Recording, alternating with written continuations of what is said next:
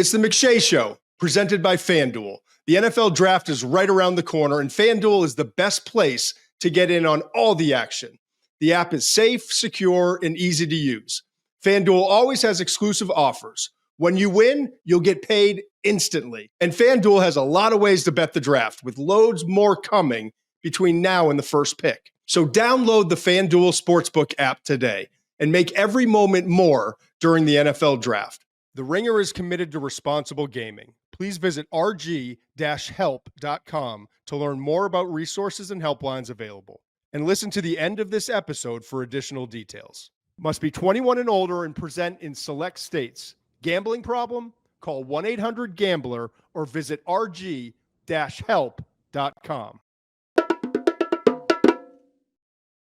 We're in the weeds right now. I don't have time to write some fancy open, so here it is. We got some news off the top, some kind of buzzy stuff, what we're hearing, want to go through a few things. Then we've got a long, drawn-out wide receiver, tight end process, teams in need, wide receiver, tight end tiers, and evaluations.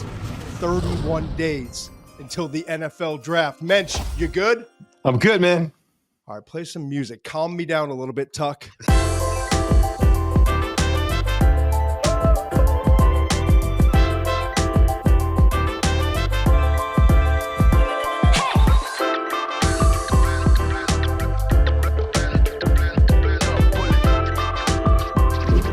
Joining us, thank you. Thank you for all your support. The numbers keep growing. We're thrilled about it. Everyone around us is thrilled about it, and it's only because of you. So we appreciate you listening and watching on YouTube, Spotify, wherever else you get your podcasts. Please continue to do so. Today, Mensch dropped another new newsletter, the McShay Report.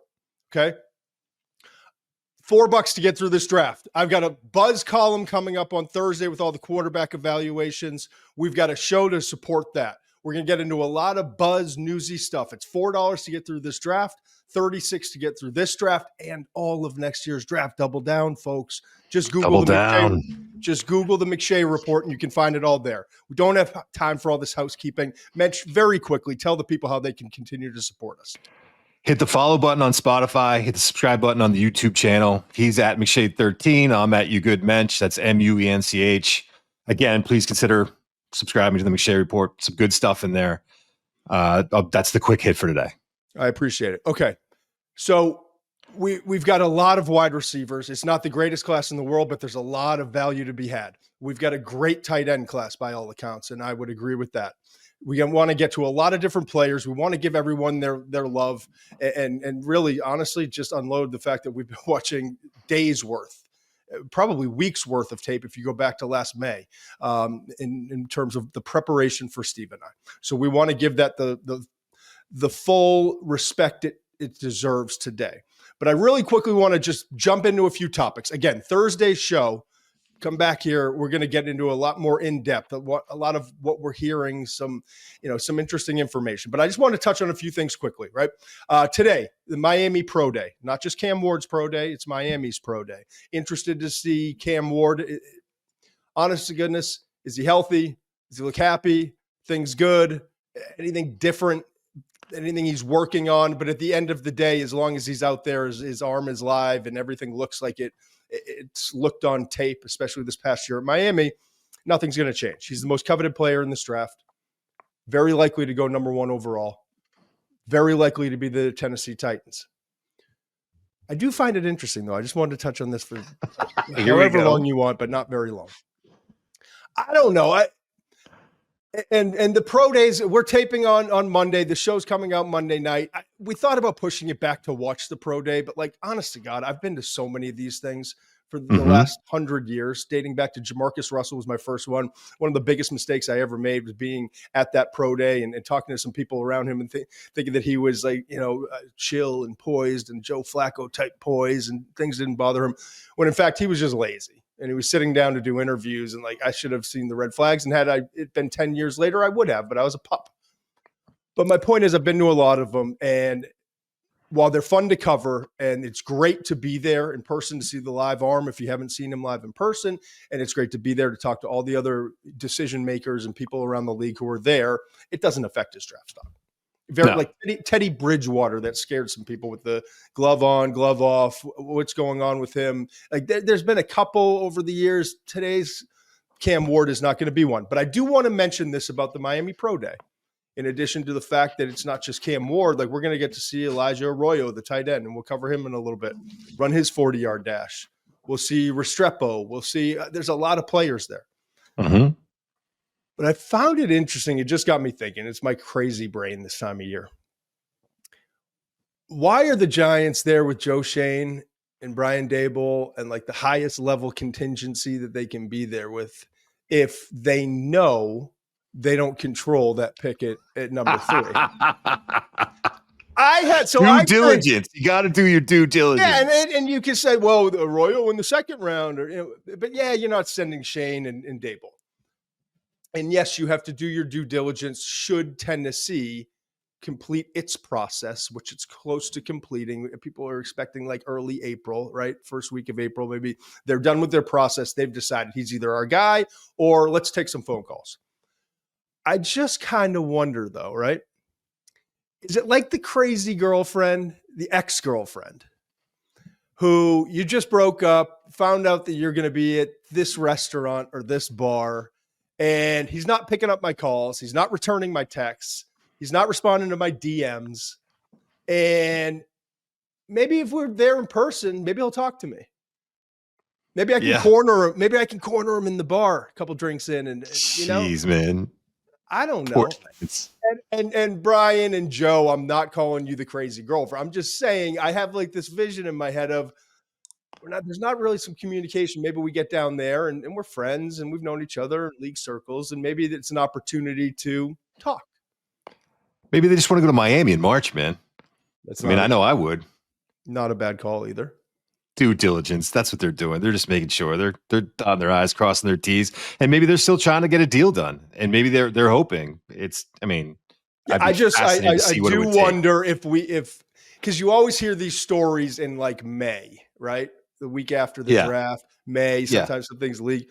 You know, what no one's told you yet is that when we were down there at the Miami Pro Day, you know, we talked to Joe Shane, and you know that.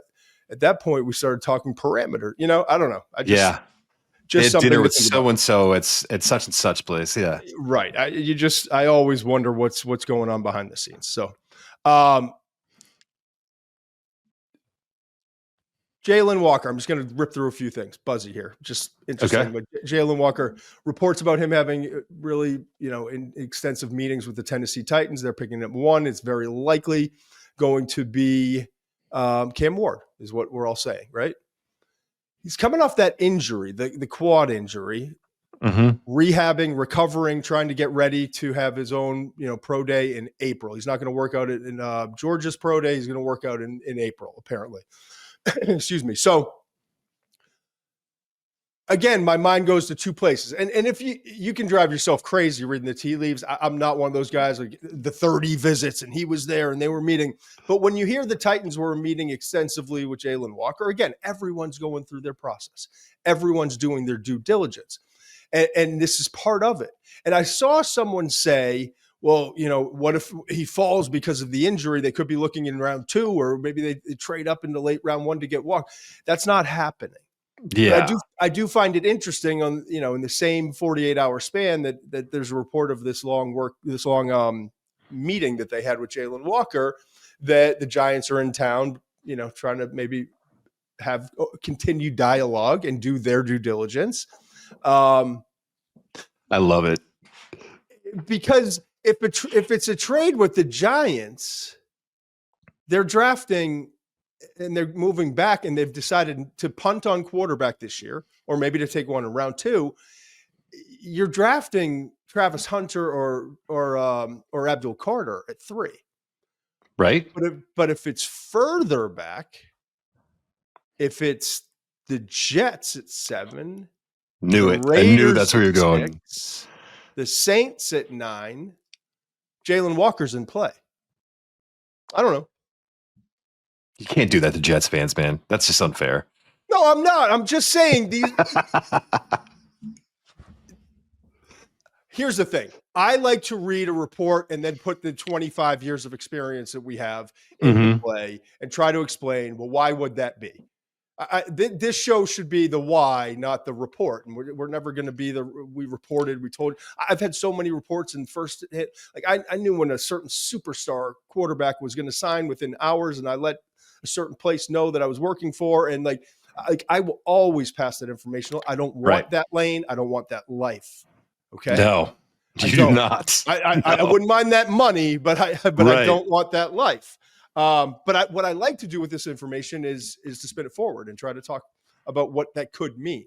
And so I think when you pair those two things, it becomes a little bit interesting. That's it. Yeah, you hinted at it too. Like 98% of this stuff is just smoke, right? But every once in a while, there's something in there. So it's worth, like acknowledging that this is out there. And if nothing else, for the viewer and the listener, because you always hear the same buzzword, like they're going through their process. They've got steps. They're checking boxes, all those sorts of things, right? Mm-hmm. But why? You know what I mean? Yeah.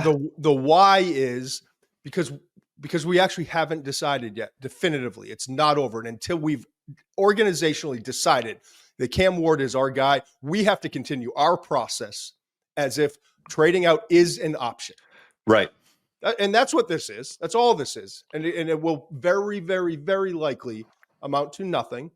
But as an organization, you have to do your due diligence on all of these things, because what happens if this trade offer comes in with the Jets or the Raiders or the Saints at 7, 6, and 9 respectively? I didn't go in the right order. But if an offer comes in that you cannot refuse, you better have done the work on all these other guys. And to me, I don't know. I just love the process. Another thing that I was mulling, and it's interesting, Daniel Jeremiah, I'm never going to I think it's hysterical when people tiptoe around like, well, I was thinking, but it's a thought I've had for a little while, and it has not I've not been obsessive about it, but we keep talking about the 4 pieces of the puzzle with the Patriots at 4. And I've thought to myself a couple times, like, okay, what happens if Cam Ward goes 1, Abdul Carter goes 2, and Travis Hunter goes 3? What if, right? Right.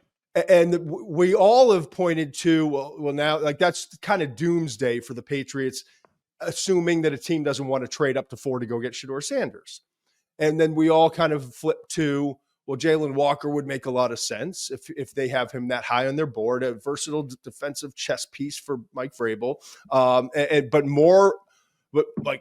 much more in line with what they need.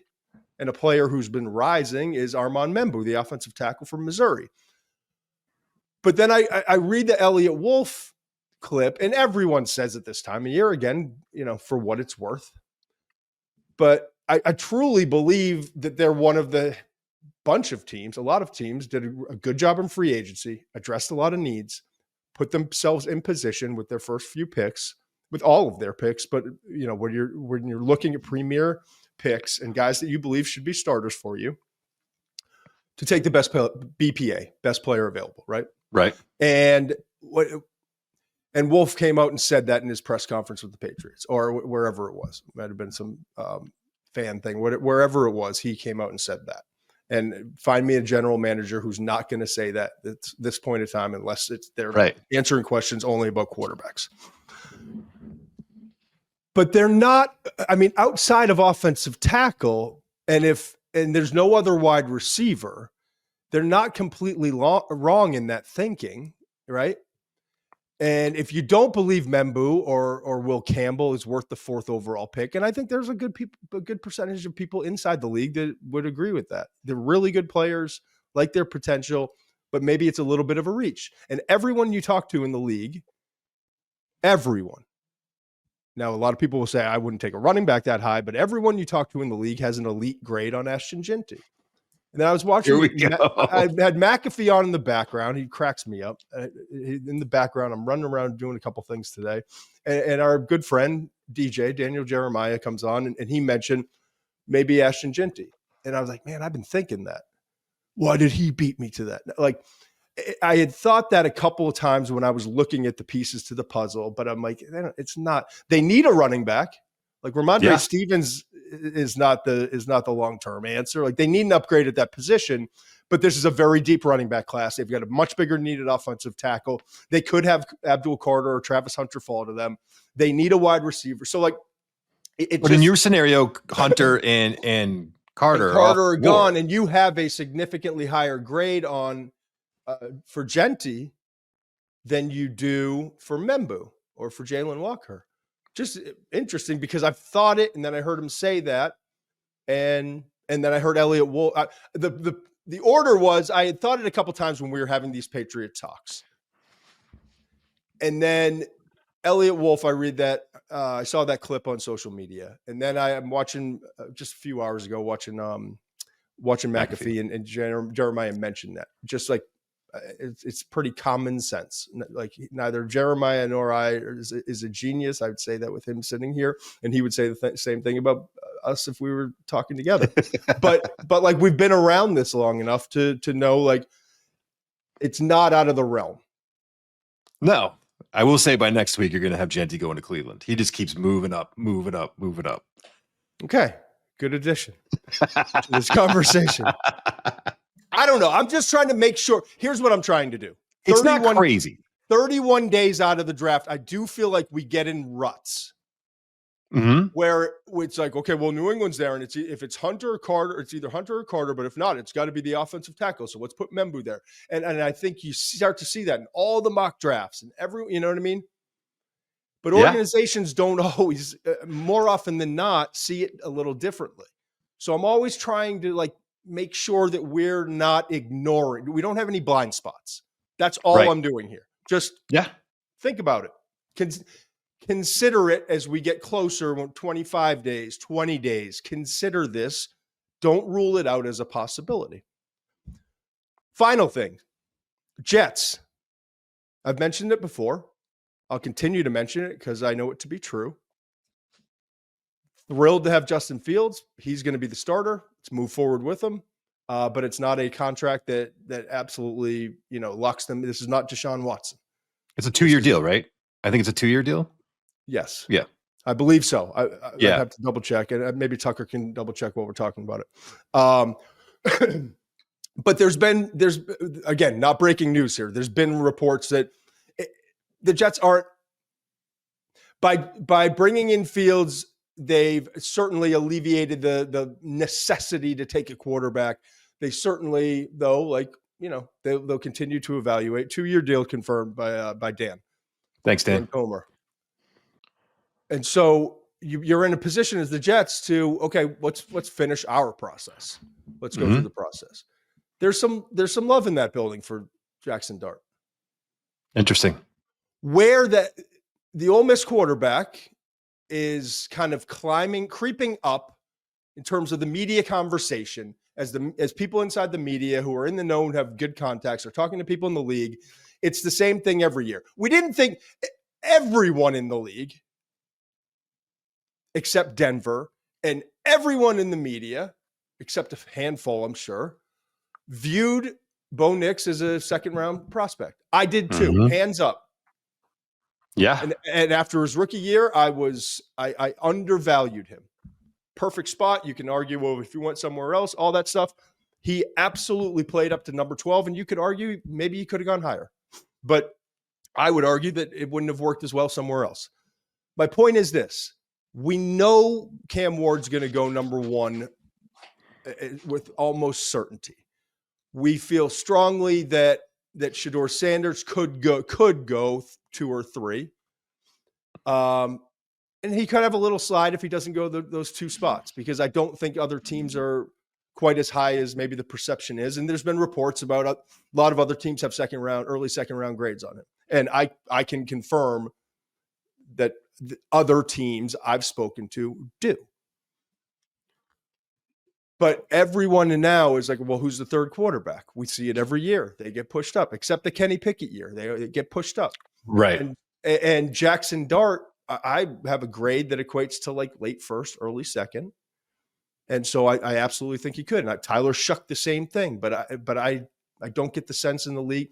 I think I know from the people I've spoken to in the league, and very intrigued by him early in second round. Don't think he's going to get in the first. But Dart is there. There is some love in the building for him. I don't think he'll be the number 7 pick. I think that's what I'm trying to get across. Okay. I think the Jets desperately need a difference maker. Okay. I think the Jets, and we're going to get to the tight ends in a little bit, have a quarterback who is not at the top of the pyramid in terms of passing efficiency. That's been proven. Okay. They think he can be better than what he's shown. They have an offensive line that needs maybe one more plug-in, and I think that could be an Armand Membu at 7. But if I'm the Jets, and I know the Jets were damn close to taking Brock Bowers a year ago, and while it's not the same people evaluating the roster's not changed significantly. It certainly hasn't changed at that position. So when you have a quarterback that needs kind of some easier throws, let's bring up the percentage. Tight ends do that for you. So I think Tyler Warren is absolutely in play. If it's not an offensive tackle, and it would probably be Membu there or Will Campbell. But the Dart thing's real. They know that 21 is scary. They have picks, and I looked this up, 42, nothing really extra, okay? 42 in the second round, 73 in the third, 109 in the fourth, all their picks all the way through the fifth. Then they have an additional pick from Pittsburgh in the fifth and an additional in the sixth, and don't have a seventh this year. So it's not like you've got this, like we got 5 picks in the top 100 to move up. Yeah, so it would be next year where I looked again. They've got like a pair of 6s, but it's nothing as of yet is in addition to. So what would it take then to move up? I gave a similar scenario for the Giants moving up to 19 in mock 2.0. Get in the McShay report. Shameless plug. Google it. $4. It's a great trade. I liked it. And it was like a third this year and a third next year, I think, or something like that. Third or a second. That's about what it would cost. So I'm interested to see, are the Jets, what if it is, are the Jets going to be in the mix to be the team that goes and tries to move up if Dart gets past 9? That's my question. Because it's interesting. There's going to be, it's a little bit of musical chairs, and everyone says, well, the Jets are fine. And yeah, they are. But what if they really like Dart? And what if Cleveland goes Abdul Carter at 2, but the Giants take Shador at 3? Cleveland's sitting at 33. Are they going to try to move up for Dart?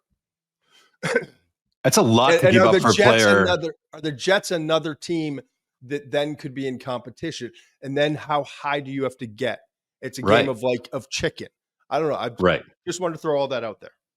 Yeah, it's a lot to give up for a player. I mean, not all third quarterbacks are created equal, right? I mean, the third quarterback last year was Drake May. The third quarterback this year is Jackson Dart. So when you're looking at it that way, it's a lot to give up for a player that's, what, do you have him 28th on your board, I believe? Something like that? Yes. So we'll say 28. You're giving up all of that. You're giving up 2 future picks to get the 28th player on your board potentially. It's a lot, but the flip side is, again, we talk about this all the time, and it's just one of the real truths in scouting. If you love a quarterback, man, it doesn't matter. If you believe that he can be the guy, go get him. And you believe that, and you really think you need that, use that 7th pick on a tight end, or that's the way you want to approach it, then go get him. Then I'm fine with it. We've seen it before. I mean, we've like the Browns did it a while back, and then they had Brady Quinn later. A much better, more shining example is the one Eric DaCosta walked us through the backstory. Yeah. It's fascinating. If you haven't seen that, it lives on our YouTube homepage. The interview we did with Eric DaCosta, the GM for the Ravens, about how no one in the organization even knew they were trading up. It was he and Ozzie talking, and they kind of struck a deal. They moved up to the end of the first round. It was Ozzie's last as GM, first round pick, and they were able to get up there. A lot of people in the organization were like, "Wait, come down. We want to take pictures, a press conference, and all that stuff." And they were, no, hold on one second. And then they drafted Lamar and changed the organization forever.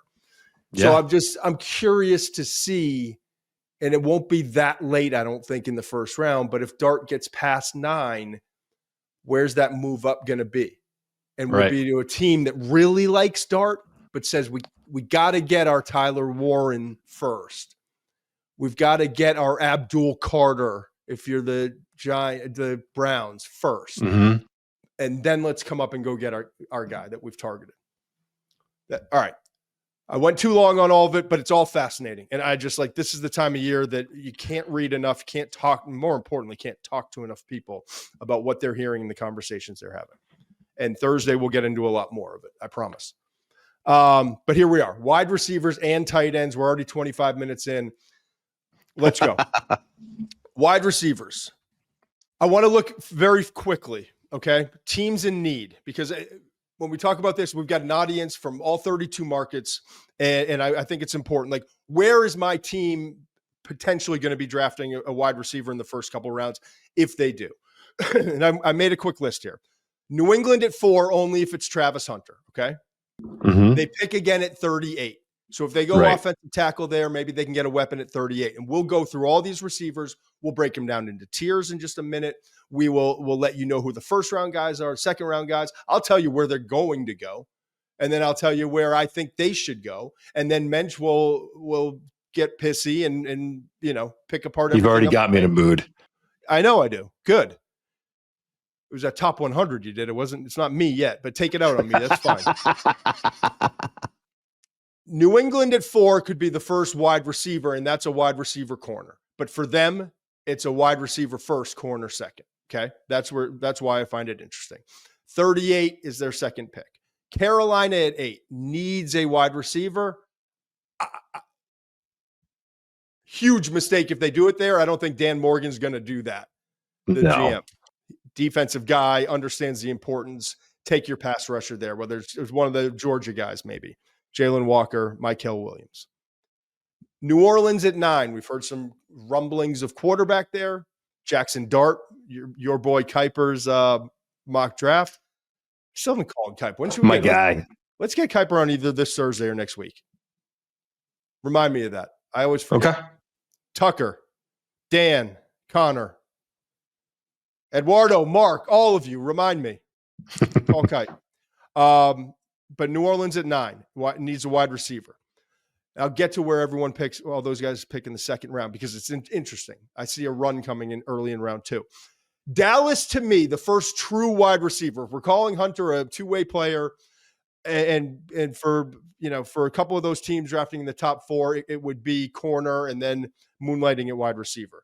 Dallas, to me, is the first spot where Matthew Golden, Teteroa McMillan, that's the first spot where I could see one of the true wide receivers coming off the board. After that, 18 Seattle, probably more offensive line, but 18 and 50 is where Seattle picks.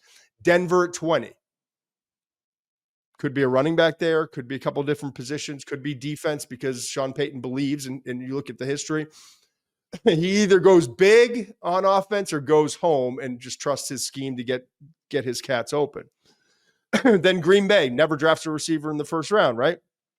They pick at 23. Houston at 25. Offensive line need, major. They need wide receiver help as well. Washington at 29. So those are the first round spots for the guys that when we start to talk about wide receivers, keep those in mind. What's fascinating to me, though, Mensch, is where a lot of these guys actually grade out. Mm-hmm. Early to like 3/4 away through, early to mid-late second round. A lot of guys, and we're going to get to them in a minute. I think it's kind of where the depth of this class is. There's a lot of teams also picking receiver. We've seen this in years past. I wish I had it in front of me. There was a year just a few years ago where we didn't see one for a while, and then there were like 4 or 5 in the second round. I can pull it up in a second. But my point is we've got a whole bunch of teams, okay? A whole bunch of teams that need wide receiver drafting in the second round. Starts with 33, first pick in the second round, Cleveland, okay? Mm-hmm. Then 35, Tennessee. 36, Jacksonville. 37, Las Vegas. Right after that, 40, New Orleans. Jets at 42. Dallas, if they don't get one at 12, 44. Arizona at 47. Seattle at 50, as I just mentioned. Mm-hmm. Also, Denver. Again, Denver at 51. So you're talking from 33 to 51. 2, 3, 4, 5, 6, 7, 8. I think 9 teams right there.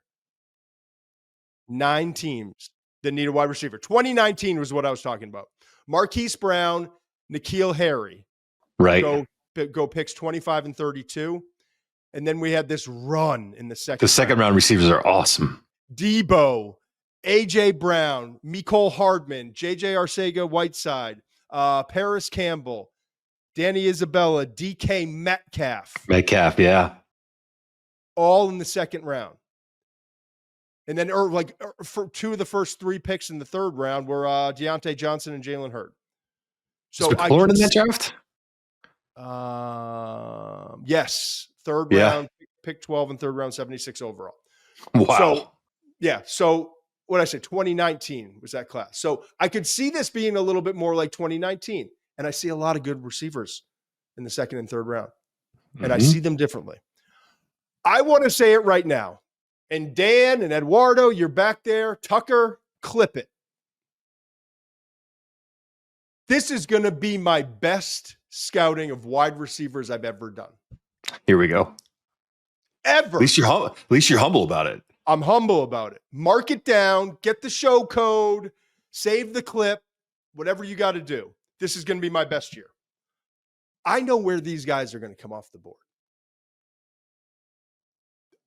I've had too many conversations with too many scouts and too many executives, too many GMs to not know a general range that's been narrowed as we get closer as to where these guys are going to come off the board. I'm going to mark this down. All right. I'm going to read off. This is what's going to happen. And I'm not being airy. I'm just saying, like, history is shown. I know the general range. And my point is this. And I'll tell you my point in a minute. But here's the general range. And I want to revisit this on April 27th, the Sunday after the draft.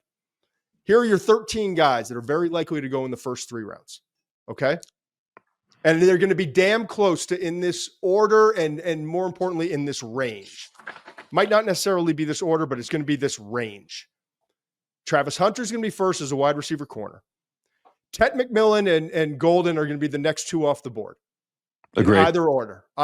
Depends on the team and what they're looking for and who they've fallen in love with.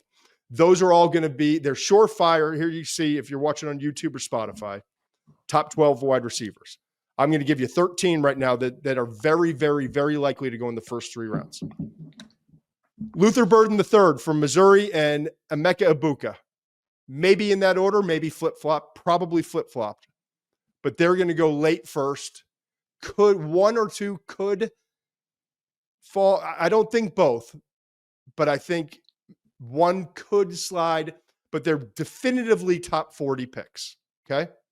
Then as we get into that second round range, when we talk about like the Jacksonville 36, Vegas 37, New Orleans 40, Jets 42, Dallas 44, Arizona 47.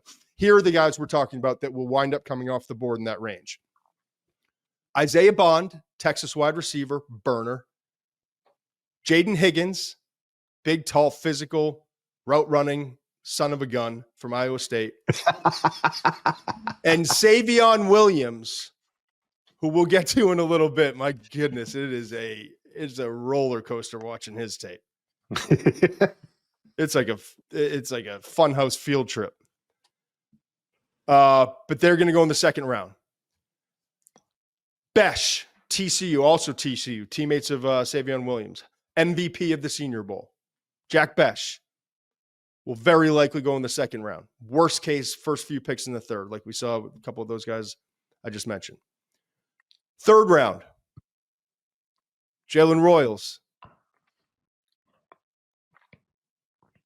Trey Harris, Jaylen Noel, Troy Horton. 13. I just listed it off.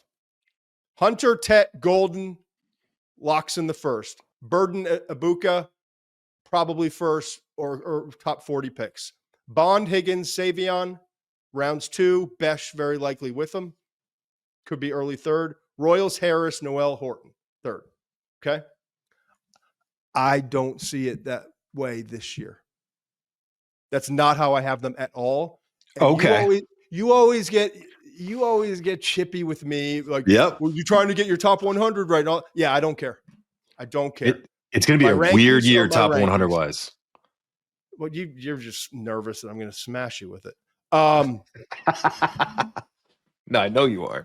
So I want to take this opportunity to, like, Personally, I'm scared to death of Luther Burden, and we'll get into him in a little bit. Interesting. Personally, I think Isaiah Bond from Texas is fool's gold. Okay.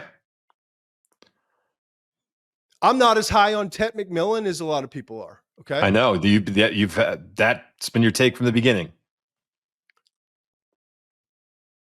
But I'm more interested talking off the top here instead of talking about how like the negatives on those guys and just ranking them the way I'm pretty confident they're going to come off the board. I'm more important. It's more important to me because it's not a great group at the top. And the way I see this, there's more varying opinions. And when there's more varying opinions and there's not these top shelf guys that everyone's kind of agreeing on and all that, there's opportunity. I think there's opportunity in this class more so than in years past. I think there's opportunity in this class, like I just read you from 2019. And they're not as big and physical. There's not AJ Brown and Dike Metcalf necessarily, although there is Higgins. And there's a couple bigger guys.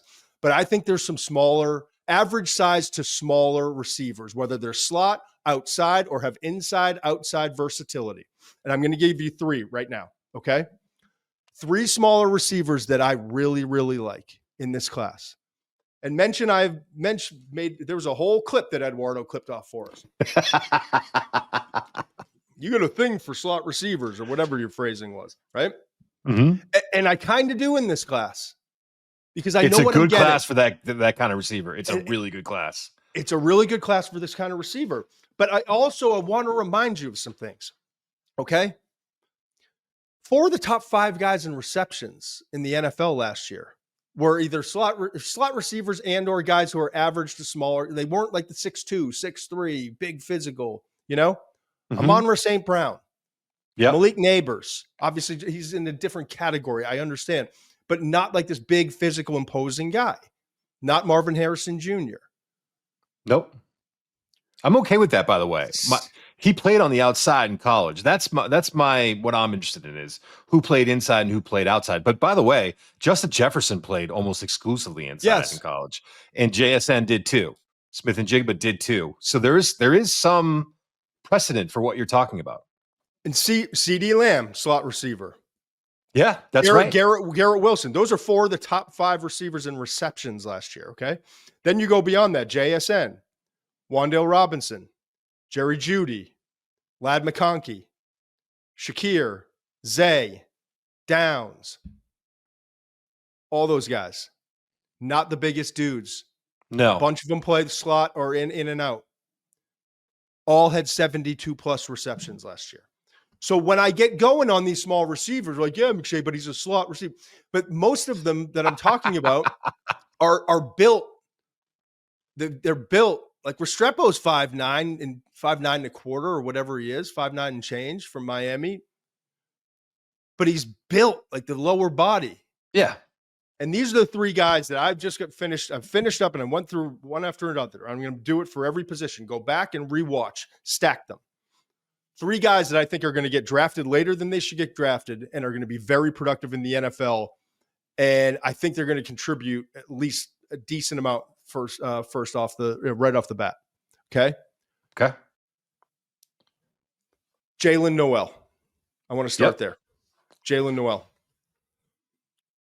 The second one is Jaylen Lane from Virginia Tech. And the third one may surprise you because I haven't heard him talked about by anyone the entire draft season. Literally, I've never read something on social media. I've not heard a single person talk about him. And I'm sure someone's out there, well, I've been talking about him, but then I haven't heard it. I'm sorry. Chimere Dike from Florida. Mm-hmm. Okay. Interesting player. Let's start with Noel. Okay. And I'm going to ask you a couple guys who aren't, and then we'll circle back. And I know everyone wants to know, what do you got on Hunter? What do you got on Matthew Golden? We'll get there in a minute. We got plenty of time. Time's our ally today.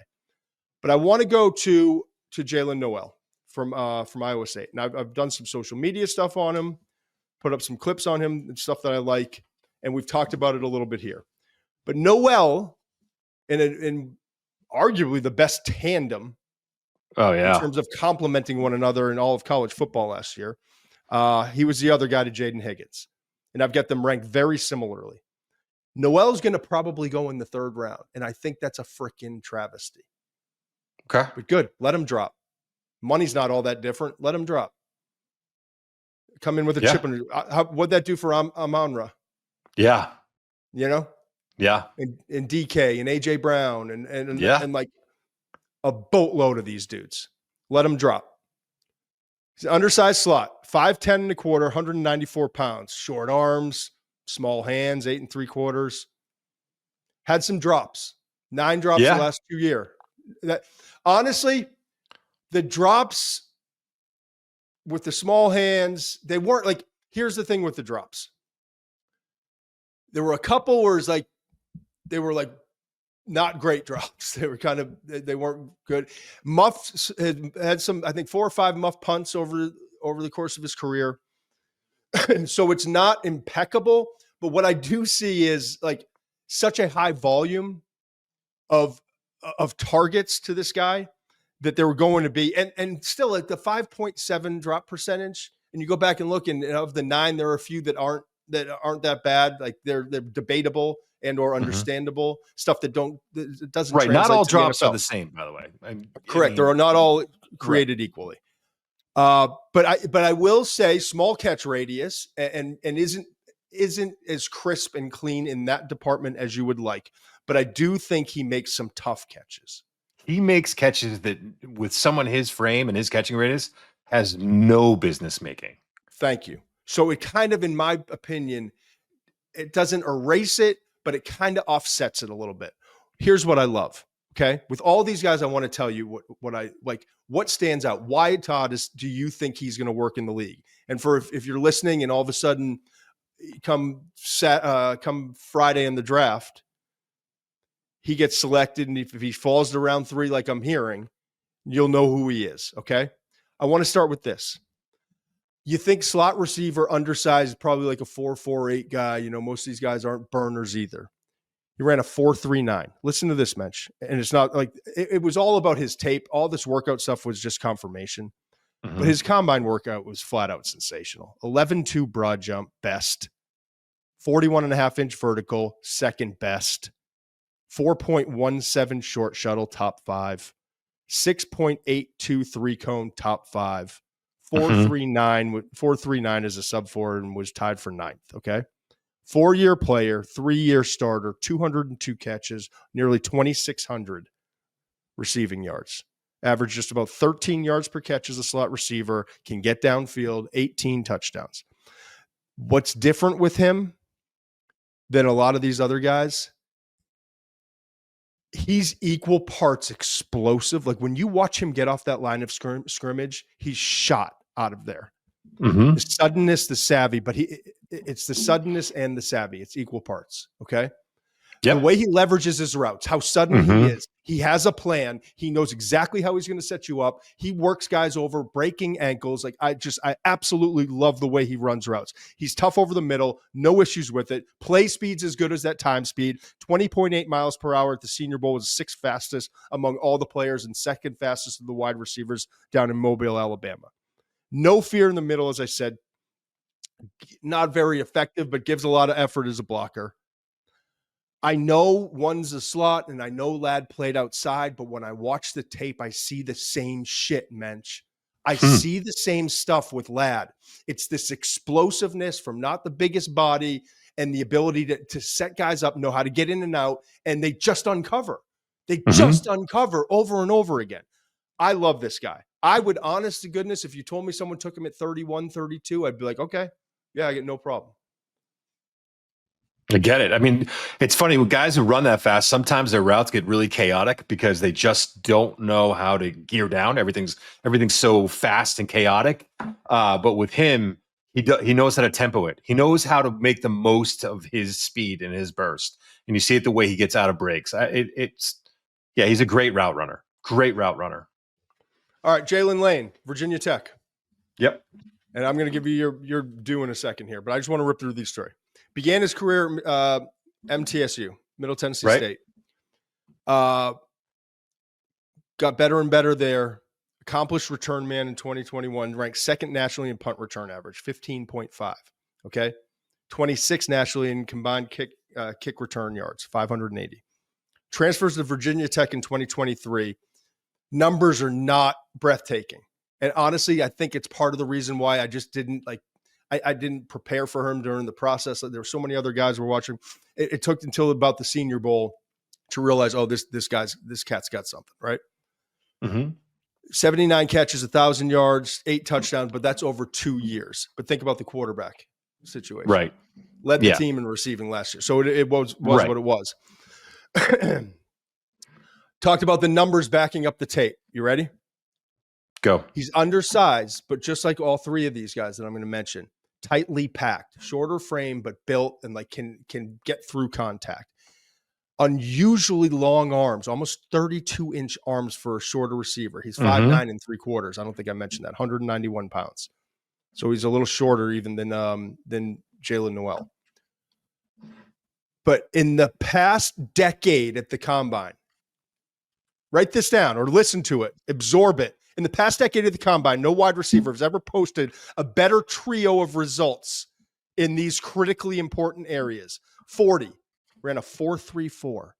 Broad jump, 11 foot, showing the lower body explosiveness. And 3-cone, 6.75. Incredible. Yeah. That gets your attention. Now I put on the tape. A lot of screens, a lot of quick hitters, reverses in that offense. But when he actually had to run routes down the field, lightning quick, in and out, Tank Dell type stuff. Yeah. Think about Tank Dell and his routes and all the video you've seen of him. Like that. I see the same stuff. I do. Ball skills. Not a big catch radius. But he's got big hands for his frame. He does. Almost 10. Yeah, I forgot to mention almost 10-inch hands. Those are big hands. That's like Russell Wilson, weird, shorter frame, big hand type of stuff. But he's a hands plucker, natural hand-eye coordination. I wrote this. Not the biggest catch radius, but he's one of those guys I trust implicitly when I throw the ball in his area. Legit weapon after the catch. Love his transition quickness, accelerates, and I love his instincts. That's why he's so great as a return guy. His instincts with the ball in his hands, weaving in and out, feeling it, when to hit that cutback. Reminds me. Get him the ball in space, man. I wrote this in my NFL Fit. Capable of pushing immediately for number 3 starting job as a slot receiver and can be dynamic in the return game. I wrote most underrated wide receiver in this class. I also failed to mention the character, the work ethic, he might be the best value because I think he's going to wind up going in like the 4th. Who knows? Maybe I don't, but I think that's late for him. I agree with you. Marvin Mims is the comp I gave him. Interesting. He was in the top 3 for the receivers in 10-yard split, 40, broad jump, vertical jump, short shuttle, and 3-cone. So the only test outside of bench press, he's in the top 3. He also was a guy that ran, passed, caught, and returned a punt for a touchdown this year. I mean, he just give him the ball. Just get him the ball in space, man, and watch him do his thing. And he's rugged for a smaller guy. I mean, he's not going to run over people, but he slips out of tackles way more than I thought a guy with his size would. I love him. I love when you just get him the ball in space. I love a couple things I didn't know there. I love that. Finally, Chimere Dike. Chimere. Sorry, I should pronounce his name correctly if he's going to be one of my favorite players in this draft.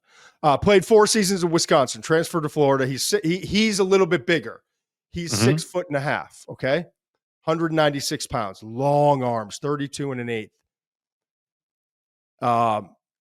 Transfers from Wisconsin, 4 years, never had a quarterback. Yeah. DJ Lagway, he had for a handful of games. That's right. it. He's still developing, yeah. All right. But then I watched the tape, sudden off the line of scrimmage. These 3 guys, when you put on their tape and you're watching all these other receivers, it jumps out and that's why you have to watch them all together simultaneously, in the same couple of days, because they move different. Okay. I watched him vertical speed and suddenness of his routes. Now it's a lot of crossers. It's all, yeah.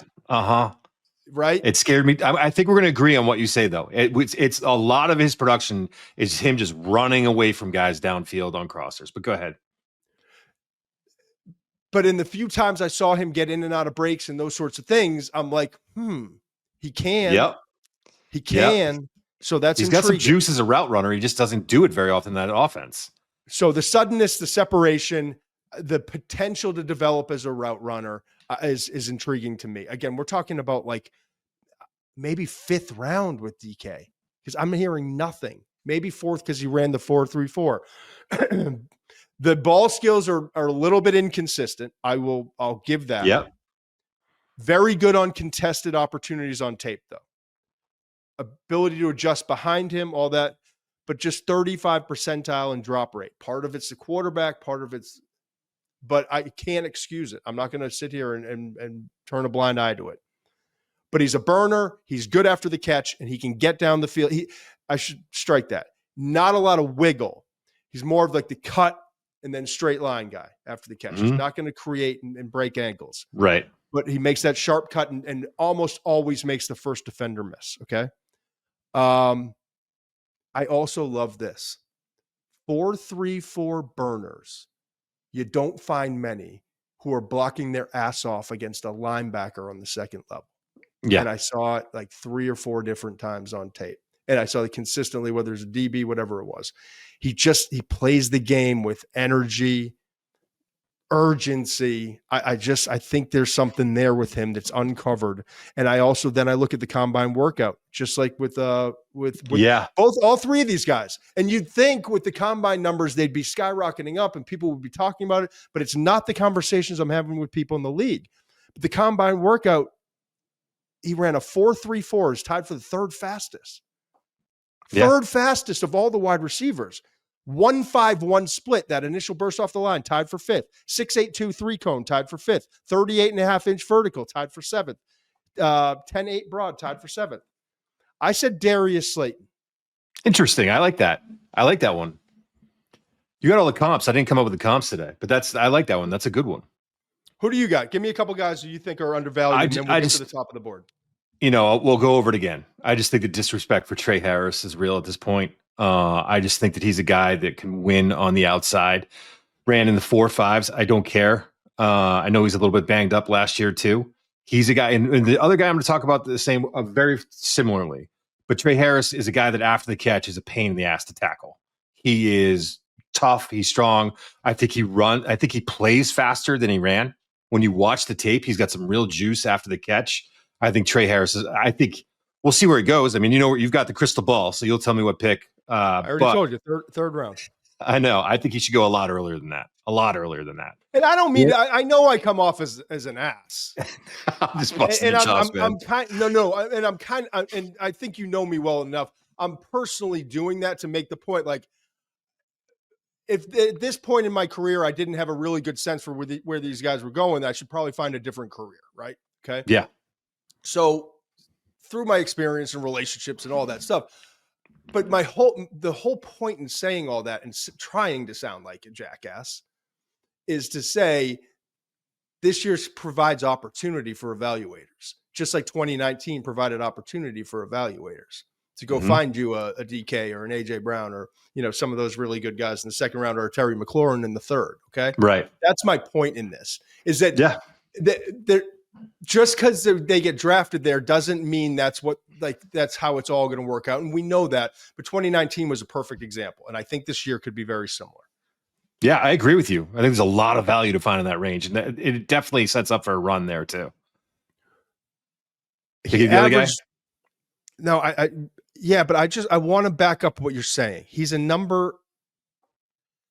If things go perfectly and he's utilized the right way in a West Coast system, big, sturdy, get him the ball shorter, 3-5 yard outs, slants.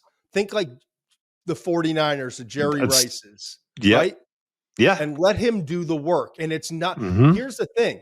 Yeah, you'd love if he ran a 4.40. He didn't. He ran a 4.54.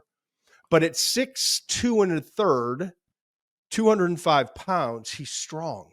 Yeah. And so it's a combination of vision, agility, smooth athleticism, and strength. Because here's the deal, man. You make one guy miss, a 3-yard catch turns to 7. Right. And yeah, for some guys it turns to 12. For him, it's going to be 7. But find me a quarterback in the league that doesn't want to throw a quick 3-yard out or hitch or slant and say, we got 7, now it's 2nd and 3. Yeah. That's what this guy, he's going to be that kind of workhorse for you. Okay. Yeah. All right, go ahead. Who else? My other guy was a guy I thought had a lot of buzz early on in the draft process, and then he missed the end of the year with a foot injury, and I feel like it's kind of cooled off. But Jaylen Royals from Utah State, similar build to Harris. And, he had, regardless of position, no one had a quicker 10-yard split. There's a bunch of guys that tied, but no one had a quicker 10-yard split than Jaylen Royals at the combine. He was up there with all the other burners. Maybe not. He was I think a 4.42, but he didn't run a sub 4.4. But in terms of quickness, and if I'm Todd McShay and I'm doing his report on after the catch, it's going to sound like whatever you want to do there. I know you got all the sound effects, but he is sudden, man. He is sudden after the catch. As he's catching it, he's already moving upfield. And then you add on to that, just like Harris, he's got the build to break tackles. He's got the toughness to break tackles. I feel like he's a guy that had a lot of buzz early on and then can run. I mean, he's got the 4.4 speed. He can run. He can threaten vertically. I mean, I just feel like he's being undervalued at this point. And with both of those players I see on tape, I think guys that can get off press. I think they are guys that can get off press and into their routes. So that's kind of why I value those guys. Yeah, he was an interesting watch. He obviously injured last year, we should mention. Season-ending foot injury in October, limited just 7 games this past year. Still finished with 58, 853. Yeah. And average 15 yards per catch. I think it was averaging 119 a game when he went down. He's a Z receiver, vertical, run after catch speed, explosive after the catch. Here's the hard part for me, if I'm just being honest. Not that we need to get in the weeds, but a lot of screens, hitches, and verticals. Yeah. So like as a route runner, and you're going to say that with a handful of these guys, right? Right. So it's a projection. But you mentioned 149. He tied Matthew Golden, my top rated pure receiver in this class. Let's circle back on the top guys. Okay. I want to start with Travis Hunter because it just depends on the team. It just depends.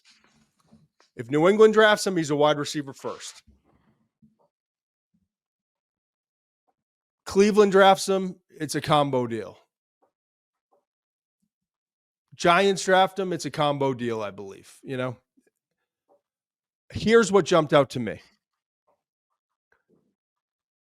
And let's save for when we do the cornerbacks. Let's save the conversation because we've got tight ends to do today too. Let's just put it on hold. The utilization, the load management, what he did at college, the comparisons to Dion and to Champ Bailey and to everybody else, because he was even more like, think about Champ Bailey's career in college. It was absolutely sensational. He not only, the most comparable season he had 2 years ago in 2023 with 50 plus receptions and 3 interceptions. You had to go back to 98 with Champ Bailey. Yeah. And Champ had 47 and 3 in his like glorious year that everyone references as one of the best individual performance from a player in college. For good reason. I mean, it's still an amazing feat. Yeah. And then he went and did it again in 2024. With better numbers. But we can get into the utilization of him when we get to cornerbacks because he did play nearly 2,000. He played over 2,000 snaps the last 2 years, offense, defense, special teams. Okay. I want to talk to you about him as a wide receiver. Okay. Okay. And in a second, I want to pull up the tier rankings, but I want to wait a second. As a receiver, I've got him probably graded a notch below what the grade is for him as an overall player because there's value on both sides. Just a notch. We'll talk about that in a second. What I see from him as a player, what makes him so special, Todd? Right? Like as a receiver. The first thing that everyone talks about, and I agree, is get the ball in his hands. Right. The speed, the explosiveness, the athleticism. I just think he's so creative and slippery getting off the line, efficient in his movements, no wasted motion. And I think he'll only get better with more time. Like you got to remember, he's spending a lot of time in the meeting room, practice field, at corner, trying to perfect those skills. you get him with an NFL wide receiver coach, whatever percentage of time it is, and you keep drilling some things in, I think he can be an even better route runner than he is right now. Absolutely special with the ball in his hands. After the catch, the vision, the speed, the exposure, like he's a different planet. But I think the thing that gets overlooked, and I'm surprised, he has some of the best hands I've ever evaluated at wide receiver. Wow. Travis Hunter's ball skills are I hold him in the highest regard. His ability to adjust is uncanny. His ability to adjust when he's still on the ground or when he's in the air. When he's in flight, his ability to contort his body, to move, timing his jumps. Everyone thinks ball skills, it's like just the hands. Right. That's a part of it. A big part of it is getting yourself in position. I always talk to my son Tate about it when we're playing catch. You catch with your eyes. Your eyes get you there first, but your body's got to be behind it to get you there. The last part, and obviously it's the part we all focus on, is securing that catch. But it's your eyes and your body and your ability to adjust that's so important. And he is as good as anyone I can remember evaluating. His ball skills up there with the best I've ever evaluated. Travis Hunter is special when the ball is in the air. So it's not just the screen game and the quick stuff. It's not just the vertical. Oh, no, screen. yeah. It is his ability as a quarterback. The most important thing is when I put the ball in this guy's direction, if I don't make the perfect throw, am I going to trust that he can run to it when I try to lead him to it? Yes, he will. Can I trust when I put it up there and a defensive back has his back turned? Because with receivers as a quarterback, you got to learn to trust them. I would trust this guy as much as anyone I've evaluated. And he's not that big. He's 6 foot and 3/8 of an inch. He's 188 pounds, but he plays like he's 6'3" and lanky. That's all the other stuff's awesome, but it starts with being able to catch the football and adjust and make sure that you're going up and getting the ball and adjusting to it and plucking it on the run and transitioning up the field. His ball skills are as good as anyone's I can remember evaluating in the last decade or so. Yeah, I hear you. Yeah. No, I agree. I mean, it is about the body control for me. It is about his ability to go up and get it. And it's all like, we overcomplicate some things. It's just about being a great football player. Those two things you mentioned, I think, are instincts, are what he can do with the ball in space and how he attacks the football. It's natural to him. It's not something that he thinks about. It's just something that he goes up and he's been, to be honest about it, he's just been gifted with these talents. Like when he gets into space, he knows how to cut. He knows where to go. It's an instinct thing. And when the ball's up in the air, he knows how to attack it. There's no thought process there. He's just aggressive and he trusts that his body's going to do what he needs him to do. I agree with you on both of those points. I think he's outstanding when he has to adjust to a pass. I would absolutely love to see him with Drake May. Interesting. Absolutely love to. Because I think he's even a better wide receiver than he is a corner. I think he's a damn good corner. Yeah, it's a good thing he can get open quick. He's going to have to get open quick. I'm not saying forget all the needs and the protection. I'm just saying with a young quarterback who's accurate, but is still developing that part of his game, to have a receiver you could trust would be a lot of fun to watch for the next, several years. I'm just saying he's the kind of guy that can take that thing to another level. And I don't know if he's going to be there. I don't know if he'll be the choice. I'm just saying that would be a fun place to watch him play. Matthew Golden. He's my guy. Hunter's a different category. He's one of the elites, the top two players in this draft. It's about corner and wide receiver and how do you utilize him. Pure wide receiver, true position. Matthew Golden. I just love his story, man. Caught 34 passes a couple years ago at Houston. Comes in, he's the number 2 to Isaiah Bond, and he's not getting fed enough, even though he was getting fed. Finishes with 58 catches, but backloaded when Bond got the ankle injury and all of that. Averaged 17 yards per freaking catch, man. And it wasn't just these vertical routes or quick hitting screens where he made one guy miss and go, but he's got that speed. Fastest guy in the wide receiver at the combine, 4.29. He's 5'11". He's 191 pounds. Okay. We got to hurry this thing up. We can't go into all the detail and minutia with all of it. And you can read the McShay report to get more on these evaluations. But I want to tell you, His suddenness and crispness as an athlete, his ability to get in and out of breaks, his ability to adjust to the football, it's different than everybody else in this class. And I just told you how much I love Jaylen Noel. Yeah. And I told you how much I like Jalen Lane from Virginia Tech and Chimere Dike from Florida with the 4.34 speed. This guy's different. It's not because he runs a 4.29. And I wrote this in all caps in my evaluation. Golden is the only guy in this class that moves like this. And I went back and I put it in all caps when I was done with the first 22 receivers. Matthew Golden from Texas is the only guy who moves like this. It's different, folks. And it reminds me, I've said Tank Dell before. He put his teammates with Tank Dell in terms of the feet, the quickness, the crispness. It's not like I see when you start watching clip after clip after clip, play after play. I'm not saying he's Tyreek Hill, but he's not that far off. Wow. The explosiveness, get the ball in his hands, the way he runs around, that suddenness. Yeah. Jaylin, he's somewhere in between those Miami receivers. Gotcha. He's bigger than Tyreek, and he's not. No one on this planet has that suddenness, quickness, and top end speed combination. He's a notch below that. But there's not many guys that you can say are just a notch below that. And Jaylen Waddle, he's like I like that. Yeah, in that range. I mean, I knew from watching him on TV that he could take the top off and he could make those. I mean, I always think of the catches he makes down the sideline where he's twisting his body around, just catching it in stride and without losing any speed. He's making this acrobatic catch with his hands.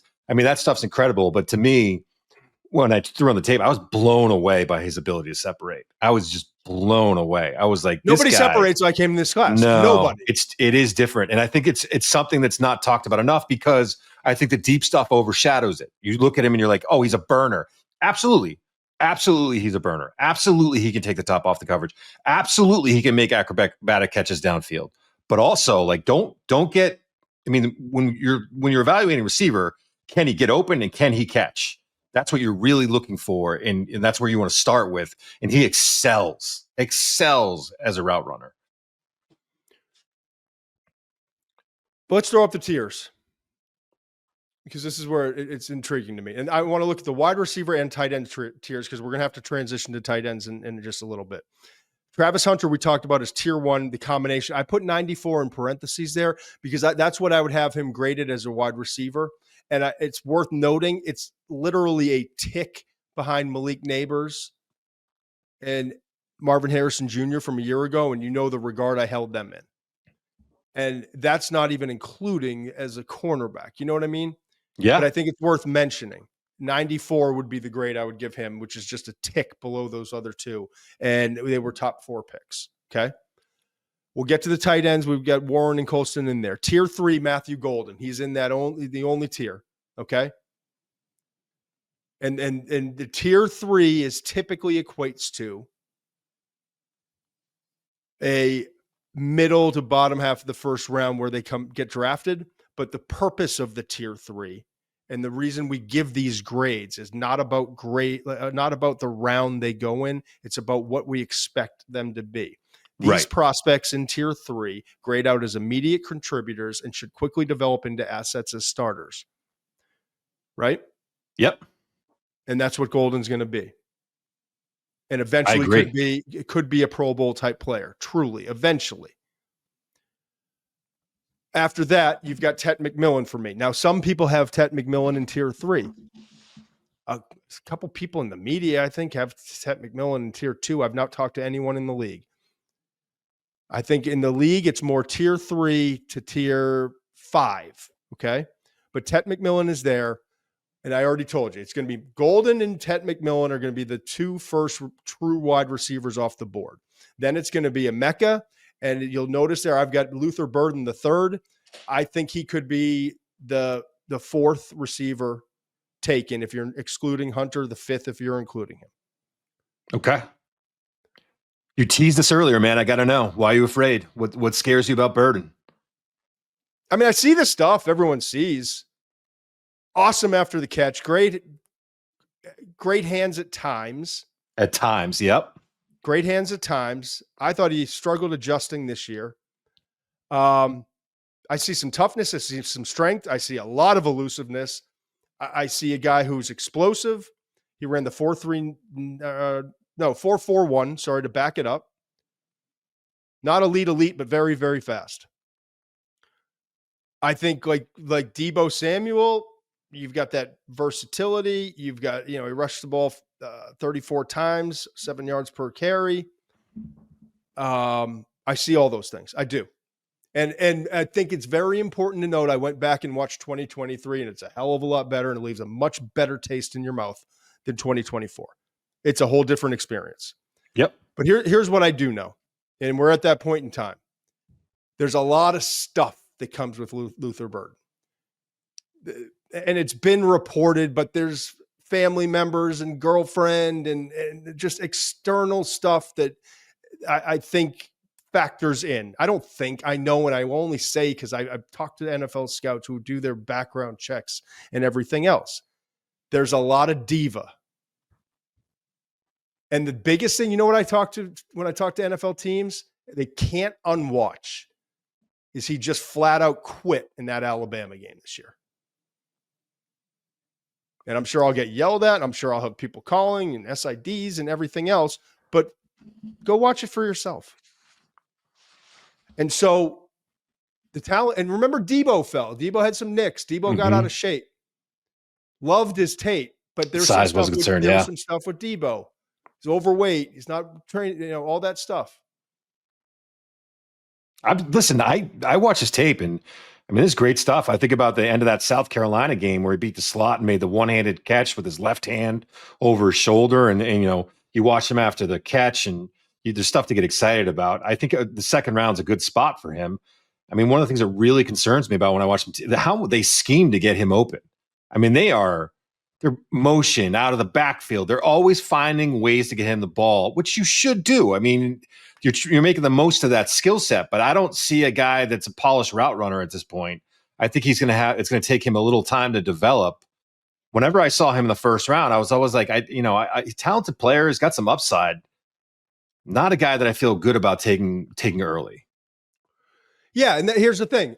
You go back and watch 2023, and then you watch it against any tapes for Emeka Egbuka, who's the other guy who's in that range who I talked to you about. I think they're going to get drafted within the same 10 spots. Okay. Burden comes with some stuff. And can you trust him? And is there going to be some headaches? And is he going to, is the compete level as high as you want every week in and week out? Then you got Emeka Egbuka, and you watch those two tapes, and you get done with all of them, and you're like, oh yeah, Burden brings a lot more. There's more juice. There's more. It's sexier, right? More traits, yeah. But then let me give you my little pitch on Emeka Egbuka, who I know you're not as high on as I am, and I'm not as high. I think he's a top 40 prospect. I think he could go late in the first. Probably will go late in the first, and I don't have a problem with it. Listen, man, Emeka Egbuka right now, he leads the Buckeyes in career receiving yards. Almost 2,900 career receiving yards. That's better than Michael Jenkins. It's better than David Boston, Chris Olave, Marvin Harrison Jr., Devin Smith, Santonio Holmes, Garrett Wilson. It's kind of a good list. Okay. Yeah, they all left early though, right? 205 receptions also ranks first, and 24 touchdown catches tied for 7th on that list. Okay. All jokes aside, it is an amazing feat. I mean, it is. I mean, that school, it's an amazing feat. Here's the thing with him. There's not a unique special trait that jumps out on tape. When I watch Matthew Golden, I'm like, holy shite. It's different. I agree. Yep. Right. And I watch Dike and I watch Noel, and I see a little more, right? Yep. Okay. And then you see Tet McMillan, and whether you love him or you like him or you don't like him that much, you see catches and you see length and you see athleticism and the former volleyball player. And you get height. Why people like him. Yeah. Absolutely. Right. Now, the attention to detail is frustrating. And again, he's another guy. And how many of these guys who to me, like Isaiah Bond's tape in 2023 was better at Alabama than it was in 2024 when he had the ankle and things weren't going well. So I worry about some stuff there. Burden, I told you the stuff. Tet McMillan, was he protecting himself this past year? Quarterback play is not as good. They lost a bunch of guys, remember, in 2020 to last year's draft. Mm-hmm. And he's back there playing out his career, and he's trying to protect himself to be a top pick because the 2023 tape's a lot better. But you wonder, is the I don't know. I left Ted McMillan's tape wanting more, but I saw the flashes are explosive. And can you get that kid? But is he going to give you everything you need? There's some stuff over the middle that I'm like, I don't like what I'm seeing. Some attention to detail that I'm like, I worry. And I told you the Drake London comparison, I get it, but Drake London was better when the ball was in the air, more consistent. And Drake London was a flat out freaking dog. Yeah. I don't see that dog in him. So with all of these guys, go ahead. He was just projected so high coming into the year.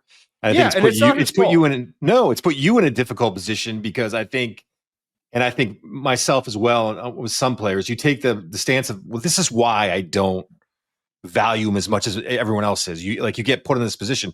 Just want to make it clear that right now, depending on how you view Hunter, that Ted McMillan is either your second or third best receiver on your board.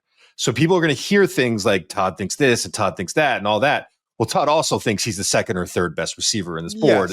That should not get lost in the mix. But here's my whole thing on Ibuka. Can play slot, can play outside. Okay. Not elite size, not elite speed. We'll see what he runs at his 40. Probably at the pro day, going to be like a 4.45, 4.42. Maybe he surprises. But not elite. That's good, man. If he runs that, I'm psyched. But I watched and I kept watching and I kept watching. And I developed an appreciation for him over time. He's not the hot girl or guy in the club. PC. He's not the hot one that grabs your attention in the club, in the bar, in the restaurant. He's just not. He's not the hot one. He's the one, though. Emeka Ibuka is the one that you hang out with in a group of friends. 6-8 months. And you start to gain an appreciation. You're laughing at their jokes. They're supportive. They're fun to be around. Something goes wrong, they give you a call. They pick up the phone. They shoot you a text. They kind of bring out the best in you. You like how you feel when you're around them. You trust them. They're reliable. They say they're going to be somewhere, they're there. You ask them to do a favor, they do it. You gain a respect for them. They come from a good family. You know what I mean? Like you meet their parents. That's a hell of a comp. Their parents come into town and you're all going out with friends. You have dinner and you're like, oh, I like their parents. I like his or her parents. And then over time, you're like, shit, I'm attracted to this person. And the relationship becomes different because I trust them. I feel better when I'm around them. They're funny. They're fun. They're smart. But they don't jump out at the club. They're not like the sexy one in the corner where you're like, did you see her? Right? Yeah. That's how it is with Emeka Ibuka. I get it. I'm a little worried about you, but I get it. I know, but there's a maturation to this is a mature relationship with Ibuka. Like he does every little thing right. He catches the ball in traffic. He knows how to uncover. His speed outs are beautiful. He's where he's supposed to be. He's reliable. I just know what I'm getting. The ceiling's not extraordinarily high, but the floor is as high as it gets. Yeah, and then you find out, and then you talk to his parents, and you see the breed that he comes from, the stock, Ohio State receivers, Brian Hartline, the work they put in, the commitment to the game. You hear this guy. It's just like McLaurin, man. I promise you. I was at that pro day. I told you. There's all these other guys running 4.2s, a quarterback throwing the ball, all that stuff. There was Bosa running a 40. I was interviewing all these other people on television, but everyone there wanted to talk to me about McLaurin. Mm-hmm. It's the same way with Ibuka. Yeah. And I love that he came back after a kind of a down 2023 where he's banged up and just, put his head down and went to work and had another great year. So that's where we are in those. Throw up those receiver rankings for us again. Tucker, there you go. Those are the tiers. And we've covered everyone. Jaden Higgins, I've talked about him extensively. I love the way he gets off the line of scrimmage, 6'4", 214 pounds, 4.47. I just think he's going to be a brilliant X. Like, there's no first round buzz about him. You're not hearing any first round buzz about him? I have not. It's interesting to me. Solidly second. I know. We'll see how it plays out. I agree with you on that. I don't always agree with you, but I agree with you on that. Let's see the next tier if we have it built. Trey Harris, you talked about Mensch, and I agree with you. I think he's going to outperform where he gets drafted. We talked about Jaylen Lane. Jack Besh, I think we covered a lot. I know we covered a lot of him. Just respect his game. I got to say, man, I went back and when I finalized his report, I had watched him a little bit earlier in the year. I'd seen him at the Senior Bowl, and then I finally sat down and watched all his tape. I love his tape. I mean, it's a sad story, but it's amazing what he's done since he lost his brother in that terrorist attack in New Orleans. But his tape is really good. I mean, it is really good. He is tough. He catches the ball well. I think he did not run at the combine. I want to see a time, but and I don't think he's a burner, but he runs well enough on tape, man. He's a good player. I watched Kyle. All these guys are third round range. Okay. All of these guys. For me, Dike was one of them. Okay. Kyle Williams. I just finished up his tape the other day. Sudden, hand plucker, natural ball skills. I like the way he plays. I'm not as high as some people. Some people are getting a little crazy. Yeah. I really like him. Khalil Shakir's the guy I kind of saw in his game. I love that's a great comp. Right. That's a perfect comp. Alec Manor. I like him. The ball skills are a hang up for me. You know, we joked around a little bit about it, but I think whether it's Jugs Machine, he's got big hands, man. He's got 10-inch hands. Really struggles to adjust the football at times. And I love his urgency. He's physical. Mm-hmm. He's aggressive. There's a lot to like, and I think he could be a value if his ball skills improve. Torrey Horton, I actually liked him. I wrote in my report. People are saying low to mid 4.3s. I said I see low 4.4s, and he ran a 4.41. I see that efficient, savvy routes with tempo and leverage. I think he's a better route runner than he's getting credit for. Excellent body control at 6'2.5", 196 pounds. I had the injury, right? Season-ending knee injury in mid-October, but he averaged 17 yards per punt return, 3 punt return touchdowns. I just see value in him in round 3. You talked about Jalen Royals. Xavier Restrepo, man. You're telling me he's not a thicker Wes Welker. Come on. I mean, he's in that mold. He's definitely in that mold. I mean, I like to use the word thick because that's what he is, man. He's a fire hydrant with athletic ability. Talk about tough, another guy. Rugged. Tough. Rugged. Here's what reliable too, by the way. I put on the reel of him, the key plays from this past year. First catch, literally jumped out of his cleats backwards. It was I think I know what you're talking about. Off target throw. Then he had another one when he was tripping, getting it out of his break, and still went up and plucked it. He's like a gym rat, man. You think about all the great. We just talked about Ibuka at Miami. I mean, at Ohio State, all the great receivers. Better production. 5-year player at Miami. I know it's different. All those other guys came out early, but capped his career. He was the first Hurricane ever to post back-to-back 1,000-yard seasons. That's wild, Miami, huh? Think about the guys that played there. And then all the receivers they had this year, and Arroyo at tight end, he still had 1127 receiving. Finished his career as Miami's all-time leader in receptions, 200, receiving yards, 2844, and receiving touchdowns, 21. Doesn't have great size. It's kind of like a boot. Not a great size, not great speed, but he gets the absolute best out of what he has with his savvy, confident routes, has a plan, strong lower body, works through contact, not like wiggle, but shifty, kind of like, you know what I mean? It's got that little, and so he's not like breaking, he's like, okay? Creates after, great vision. Number 4 slot receiver. There's a lot to like as a rookie. Maybe works in a number 3. Tom Brady would have had a freaking field day. Yeah, you know why? Because he's going to be where he's supposed to be. Yes. And you know he's going to catch the ball regardless of the situation, whether it's a game in Miami against the Dolphins in week 4 or it's the AFC Championship game. This kid doesn't care. He's going to make a play. You just can trust him. He's reliable. Quarterbacks love those kind of players. Last guy I want to get to, we got to get to tight ends. I'm doing it again. This is going to be a 3-hour podcast, and I'm sorry. And thank you for listening. Thank you for watching. It's that time of year. And listen, we'll have a nice short podcast for everybody, and all the executives will be happy, and it'll be 49 minutes, and people want to click because it's like manageable. But it's this month, 31 days, NFL draft. Appreciate you watching and listening. Stick with us here. I think fans are going to be like, "Who the hell is this guy, Savion Williams?" Really? You don't think he has any kind of buzz?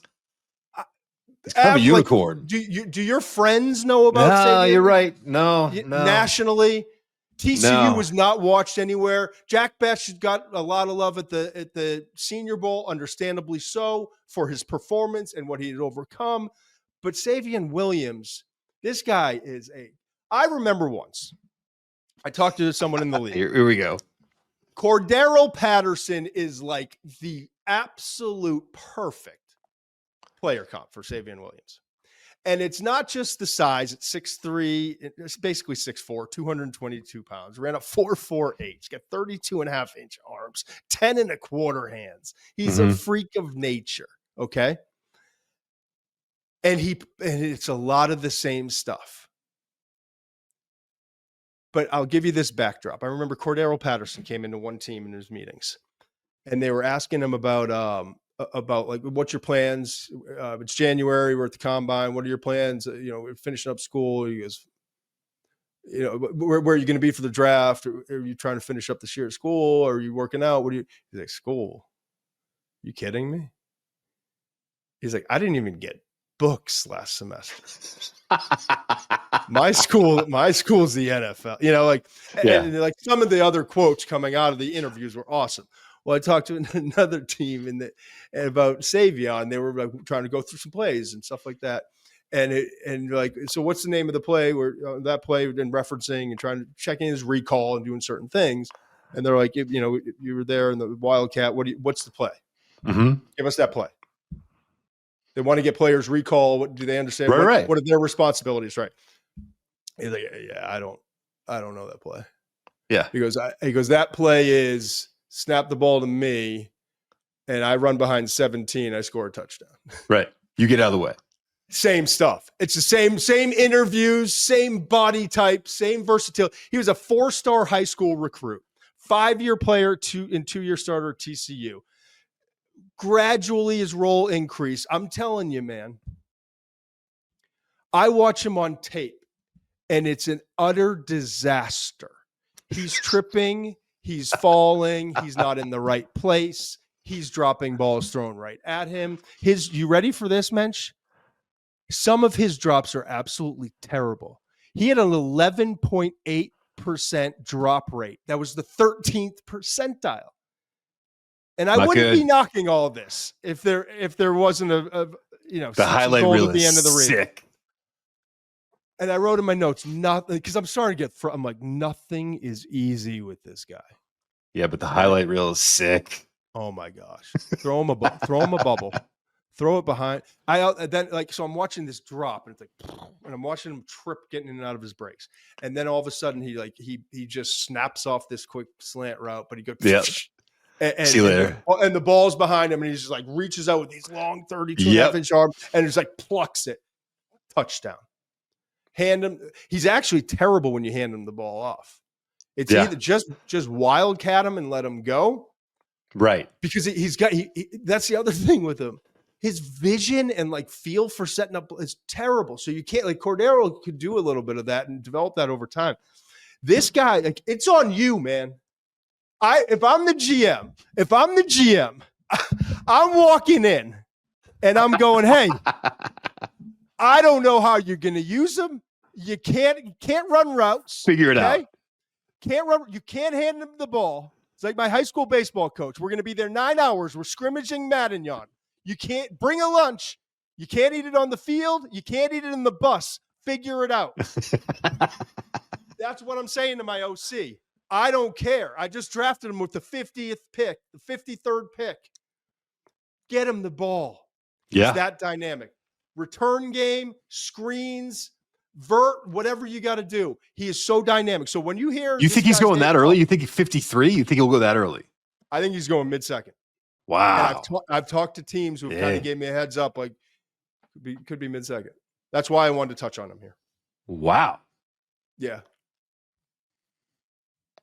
It's an absolute experience. He's the kind of player my son will call me about and be like, dude, we need this guy in the first round.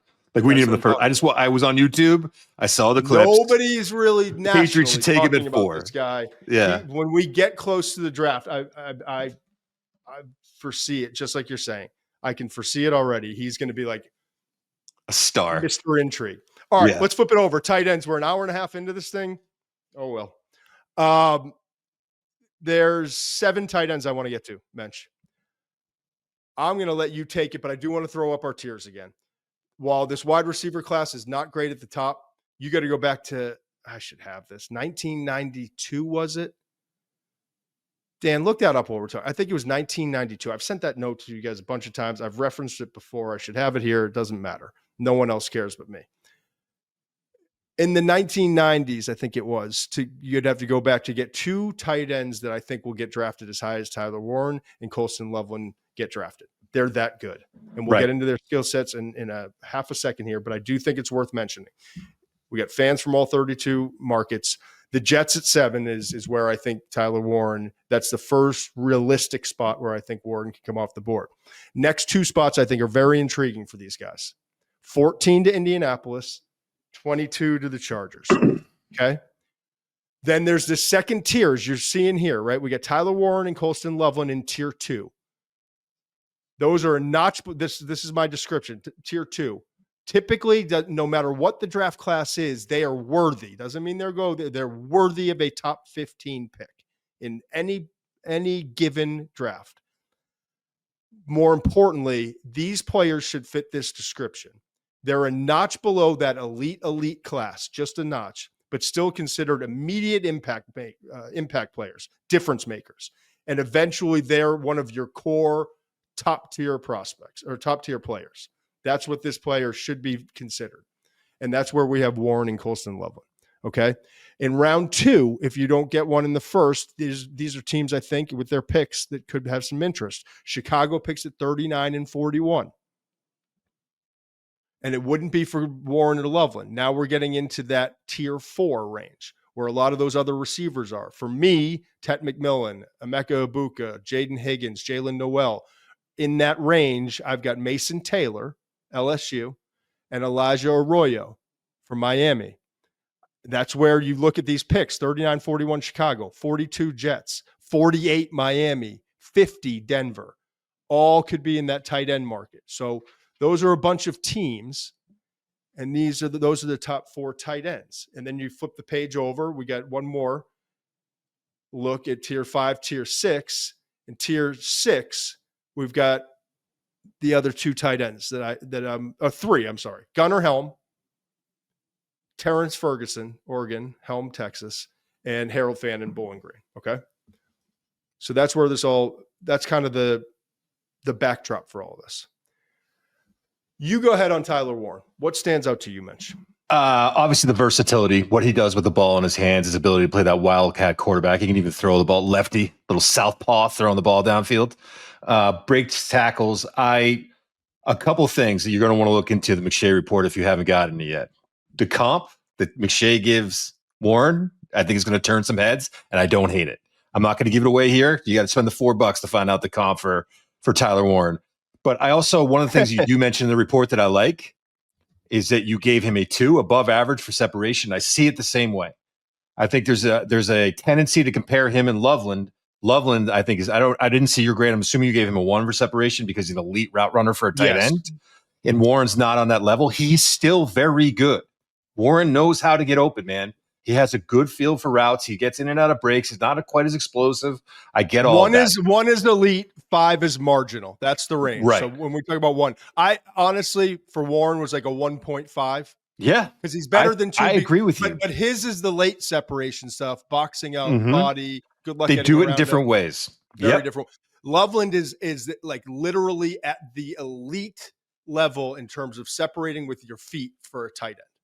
And he's just fun to watch when he has the ball in his hands, like I mentioned. Turns into a running back, wants to run people over, aggressive, determined. This is Warren, yes. Warren, yeah. He's going to break some tackles. I love that part of his game. I just think he's an unbelievably coordinated, gifted, natural athlete for 6'5.5", 256 pounds. Yeah, that frame, man. Mm-hmm. I think it kind of just comes down to that. Mm-hmm. Do you know what I mean? Yeah. He doesn't separate. Don't overcomplicate it, man. Right. Yeah. Right. And just likes to play ball, knows how to play ball, man.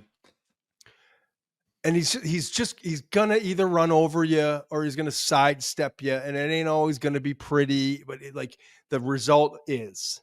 There were a couple of times this year where guys got into his legs, and I was like, he's got to go down, and somehow he would bounce off that tackle and keep going. I mean, he's got some lower body flexibility for that frame, some athletic ability for that frame. It's just impressive. He only had 2 drops that I was interested in. I guess 3 is what the number officially 87th percentile, but he's a 90% ball skills guy. Yeah.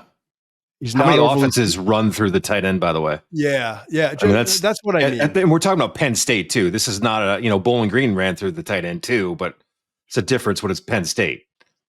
And our guy Frank Leonard, who's a coach at Richmond, and he shoots straight with me, and he shoots straight with everyone, man.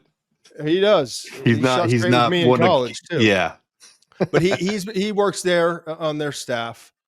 And he's been around great tight ends his entire career in the NFL and in college football, and he just knows the position. And I trust him implicitly when he tells me things that he doesn't need to tell me. He doesn't always tell me everything. He'll tell me what he feels comfortable telling me. And with this, it was just unloading. The character, the football character, the work ethic, the toughness. This guy's different, Todd. I promise you. Trust me on this. This guy's different. And this was back when he was a backup. Right.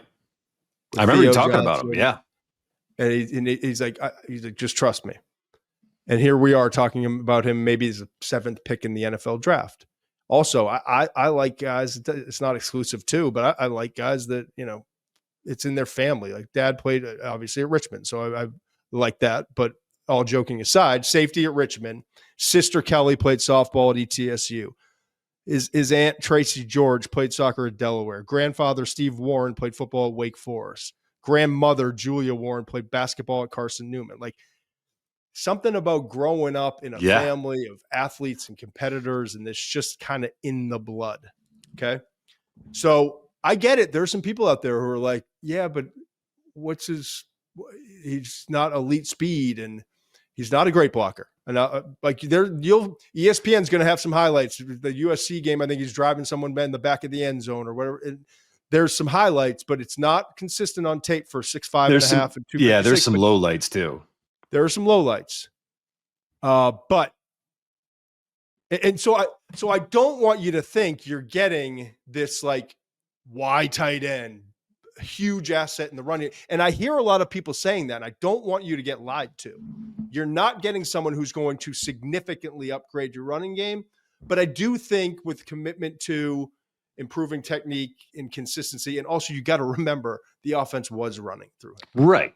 He's kind of tough to evaluate because they just didn't ask him to line up and blow the five technique off the ball. And so when they ask him to do that at times in the NFL, I trust implicitly he will execute that plan. Colston Loveland, though. It's tough because it almost felt like I was evaluating different positions. Okay. They're going to be used differently. I'm looking at this big wide receiver in Loveland who is beautiful in and out. Not many guys at tight end ever get in and out of breaks the way he does.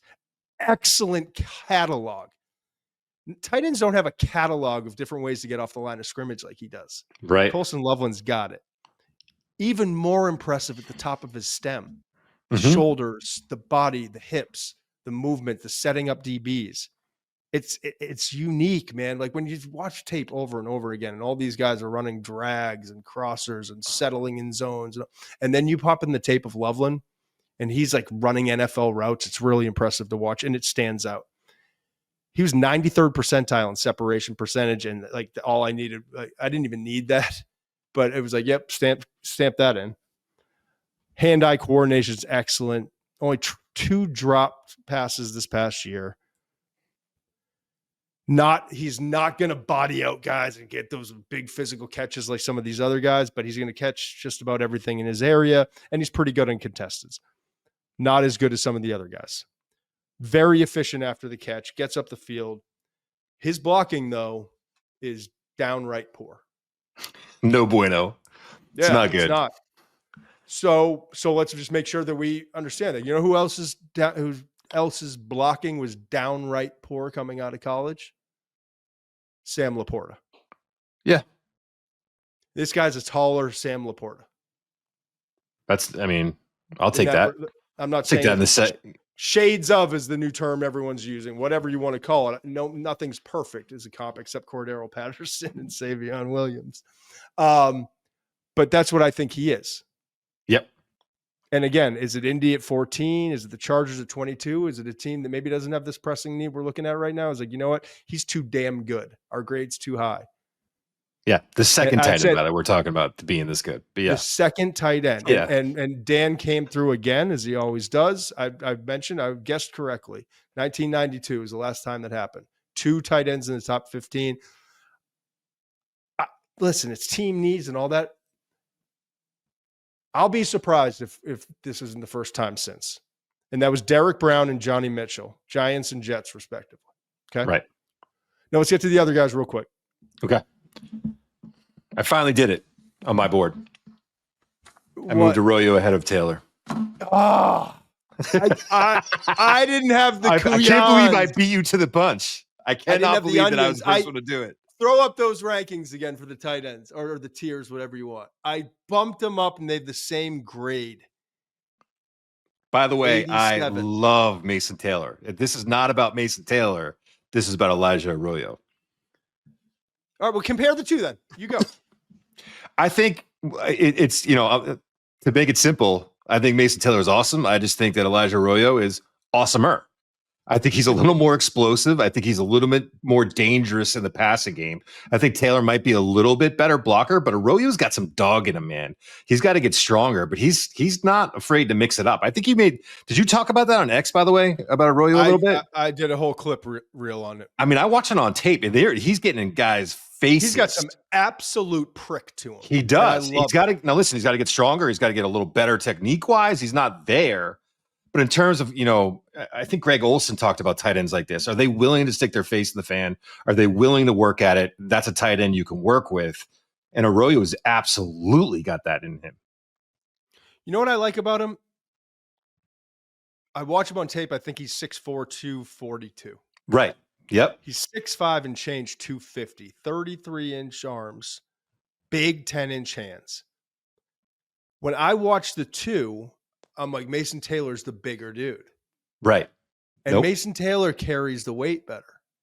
I mean, Mason Taylor carries his weight very well. Right. They're literally the exact same height, 6'05", 1. They're 1 pound off. Taylor's he drank an extra glass of water before his combine weigh-in. Longer arms, Arroyo, same hand span, 10 inches. The difference is with Mason Taylor, I know exactly what I'm getting. I know he's been in football his entire life. I know that he knows what the little things are to do. I know there's been consistency in production. And quite honestly, I think that's the biggest thing between the two. Mason Taylor's smooth, good initial acceleration off the line. Does a great job, like the little things, right? The play action fakes. Knows how, like the angles, how to tempo his routes. Just very, very savvy. Excels at getting DBs on his hips. All those little things that add up. All right. Also great on scramble rules. It's like, I've got it written down here. Minute 49, fourth quarter, Ole Miss. Broken play, comes back. Long reception. Mm-hmm. Huge play in that game, right? Mm-hmm. But the acceleration's out of break, not elite. average depth of target. That was the biggest thing with him. I kept looking for more like downfield stuff. Yeah. A lot I of think he can run, crossers. but they didn't use him that way. His separation, I thought this was interesting, and it really lined up with what I saw on tape. Separation rate is 96 percentile. Average depth of target 12 percentile. Mm-hmm.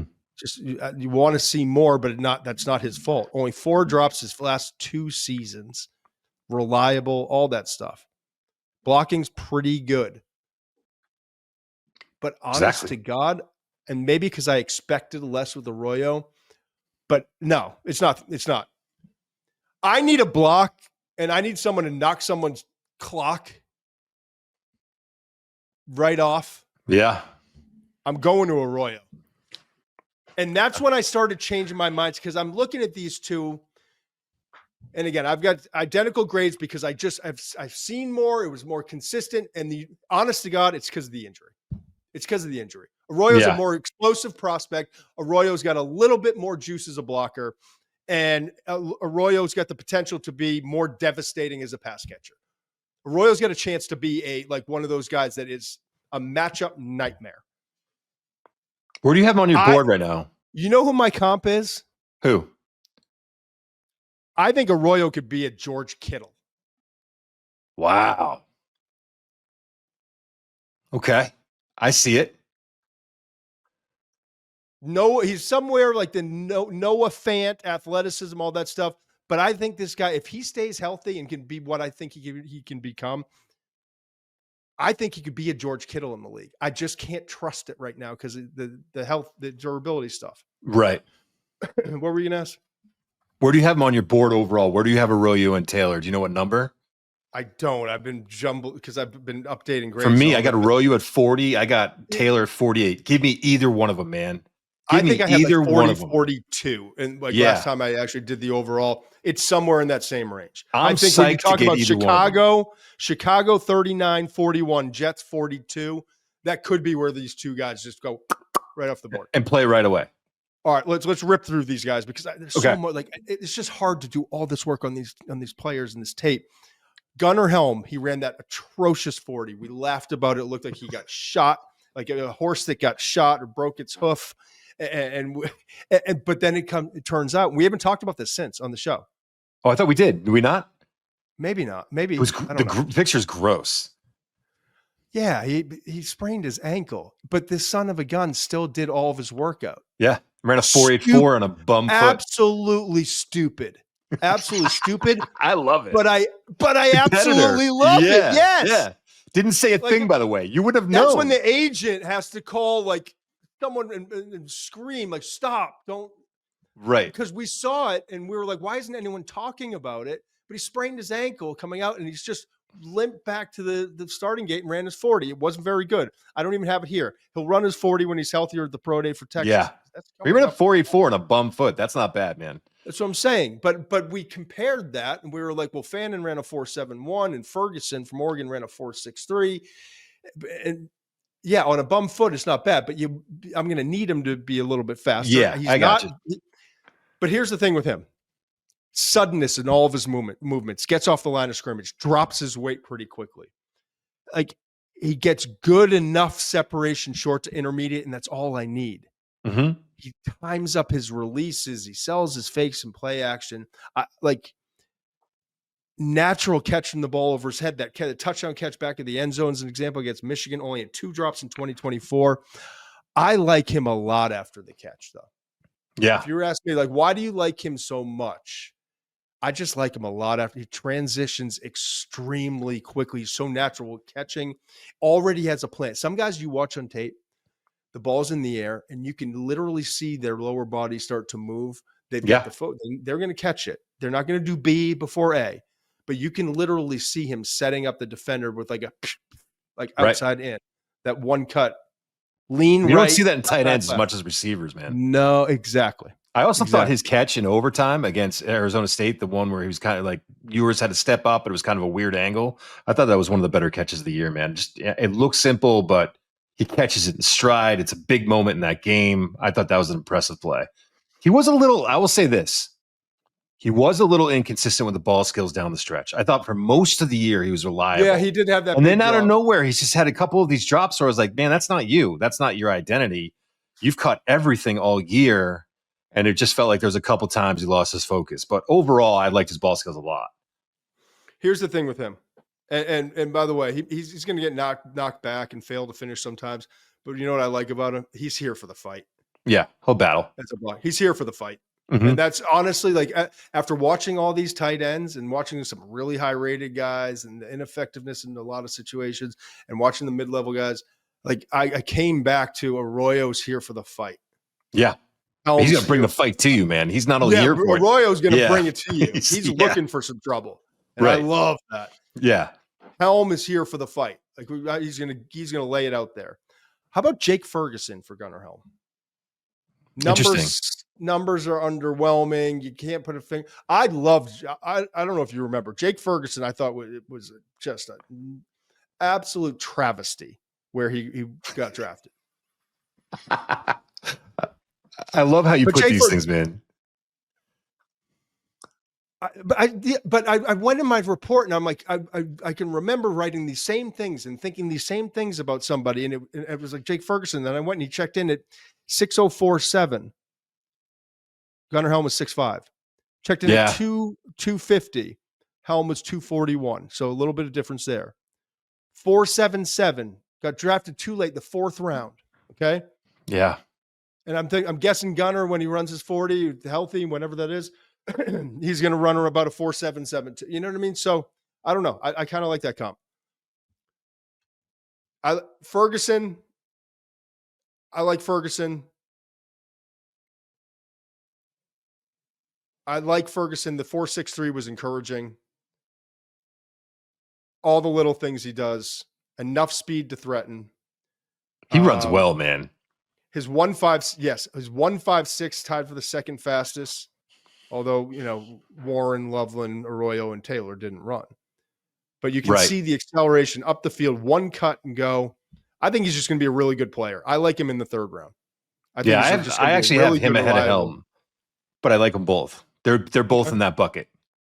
And then Fannin comes in at last for me of these tight ends that we're talking about in the first 3 rounds. But it's still like Bowling Green, 3-year player, 2-year starter, career FBS tight end receiving ranks. You ready? Yep. Go ahead. Career. Yep. FBS. He's at Bowling Green State. He's a MAC legend, man. 6'3 and a quarter, 241. He's just a bigger wide receiver. But I developed a like for him on tape. Number 7 in career receiving yards by a tight end all time. Almost 2,400 receiving yards. Number 10 all time career receptions by a tight end, 180. Number 4 receiving yards per game, 66.6. Number 5 in career all-purpose yards by a tight end, 2,555. Not as sudden and fluent as movements as like Loveland. There's a noticeable difference on tape. So that stood out to me, but still very good with his leverage and stems and all the little things. He just understands the passing game. Yeah, he's a yak king too, man. He get him the ball. He's going to break tackles. He's going to hit the seam. He knows what to do once he has the ball in his hands, and he's fearless down the seam. The other thing, by the way, it's Bowling Green. To your point, led all players that were invited to the combine and missed tackles force on reception. Yeah, all players. That was 2 more than Luther Burden, who we talked about, has a lot of the comp with Deebo Samuel. Yeah, the yak is impressive with this kid. What were you gonna say? I cut you off. Sorry.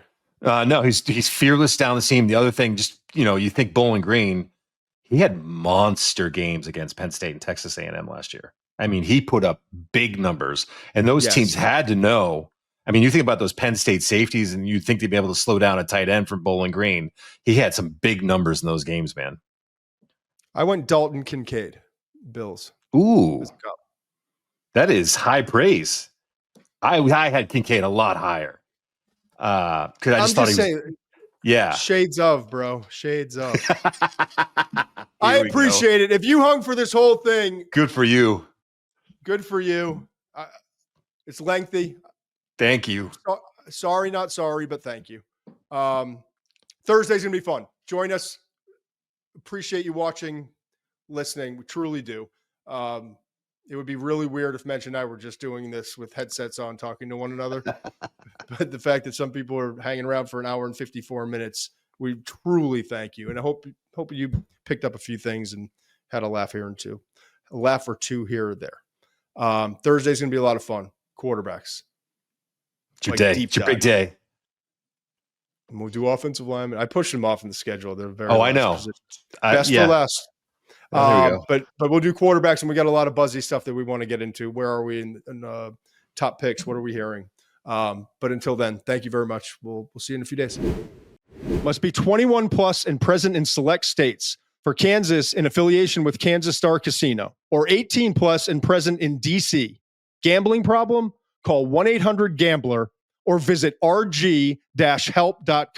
Call 1-888-789-7777 or visit ccpg.org/chat in Connecticut or visit mdgamblinghelp.org in Maryland. Hope is here. Visit gamblinghelplinema.org or call 1-800-327-5050 for 24/7 support in Massachusetts, or call 1-877-8-HOPE-NY or text HOPE-NY in New York.